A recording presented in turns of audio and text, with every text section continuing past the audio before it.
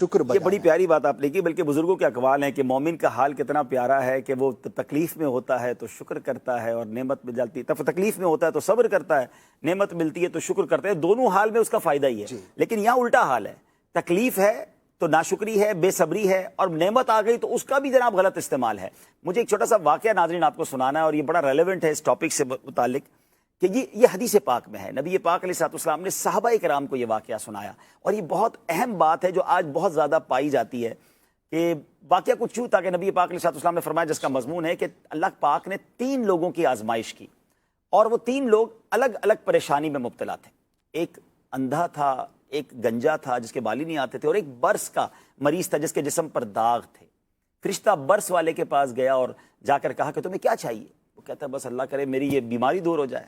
فرشتے نے اس کے جسم پر ہاتھ پھیرا، دعا کی، وہ ٹھیک ہو گیا۔ کہا اور مال کون سا چاہیے؟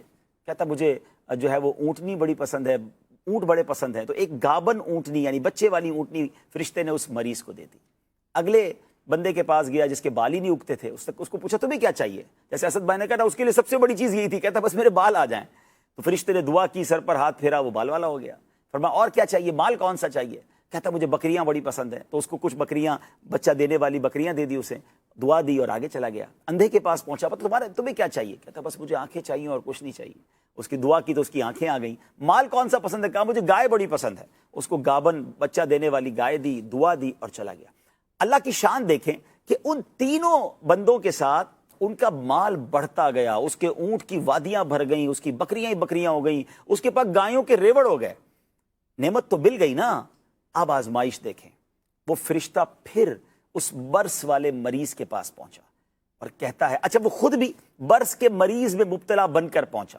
کہتا ہے بھائی دیکھو مجھے کون سا مرض ہو گیا ہے، میں کتنا غریب ہوں، مسافر ہوں، اللہ نے تمہیں بہت دیا ہے، مجھے اتنے سارے تمہارے پاس اونٹ ہو گئے، ایک اونٹ دے دو۔ وہ شخص پتہ کیا کہتا ہے؟ کہتا نہیں میں تمہاری کوئی مدد نہیں کر سکتا۔ تو یہ برس کا مریض کہتا ہے، فرشتہ جو تھا، کہ تم وہی تو نہیں جس کے پاس تھا ہی کچھ نہیں، تمہیں اللہ نے سب دیا ہے، پچھلے دنوں تم غریب تھے۔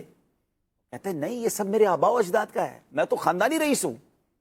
اللہ اکبر۔ پتہ ہے فرشتے نے کیا کہا؟ کہا میں اللہ سے دعا کرتا ہوں اگر تم جھوٹ بول رہے ہو تو پہلے جیسے دوبارہ ہو جاؤ۔ بال والا جس کے بال نہیں تھے اس کے پاس پہنچا، اس سے کہا میں غریب ہوں، مجھے کچھ دے دو، تمہارے پاس بڑا مال ہے، اتنی بکریاں ہیں۔ اس نے کہا نہیں میں تمہیں کچھ نہیں دے سکتا۔ کہا تم وہی تو نہیں، کچھ پچھلے دنوں پہلے تو کچھ نہیں تھا تمہارے پاس، بال بھی نہیں تھے۔ کہا نہیں یہ سب میرے باپ دادا ان کا مال ہے، میں تو خاندانی رئیس ہوں۔ فرشتہ کہتا ہے اگر تم جھوٹ بول رہے ہو تو اللہ تمہیں ویسا ہی کر دے جیسا پہلے تم تھے۔ اب فرشتہ تیسرے بندے کے پاس آتا ہے، اور فرشتہ بھی بغیر آنکھوں والا بن کر آتا ہے۔ کہتا ہے بھائی میری بینائی نہیں ہے، میں مسافر ہوں، میری مدد کرو۔ اندھا کہتا ہے بھائی تم ٹھیک کہتے ہو، آنکھیں نہ ہوں تو بڑی تکلیف ہوتی ہے۔ پچھلے دنوں میں بھی اسی کیفیت میں تھا، میرے پاس تو کچھ بھی نہیں تھا، جو دیا میرے رب نے دیا ہے۔ میرے بھائی میرے اس پورے گایوں کے ریوڑ میں سے جو چاہیے تم لے جاؤ۔ فرشتہ کہتا ہے مجھے کچھ نہیں چاہیے، اس کو اور برکت کی دعا دی اور وہ چلا گیا۔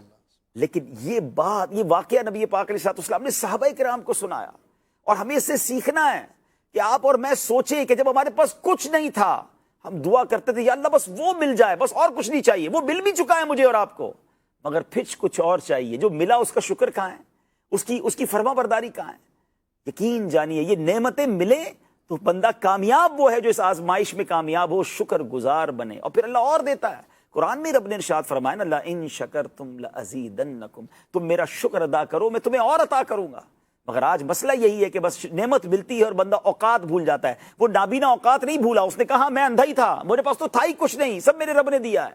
مگر آج لوگ کہتے نظر آتے ہیں میں نے اپنی محنت سے کمایا ہے، یہ سب کچھ میں نے کیا ہے۔ نہیں جناب، میں نے اور آپ نے کچھ نہیں کیا، کوئی کمال نہیں ہے ہمارا۔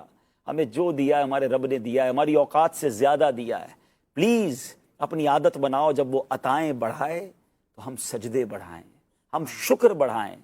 پرابلم یہ ہے کہ وہ عطائیں بڑھاتا ہے، ہم خطائیں بڑھاتے ہیں، ہم نافرمانیاں بڑھاتے ہیں۔ اور یہی ان قوموں کا اگر آپ پورا حساب دیکھیں پچھلی قوموں کا، کہ ان کو رب نوازتا تھا اور نوازتا رہا، اور وہ ناشکریاں کرتے، اور ان کی من مانگی مرادیں ان کو ملتی۔ اللہ اکبر، بنی اسرائیل کے تو جو واقعات ہیں قرآن کے جو مانگا ملا۔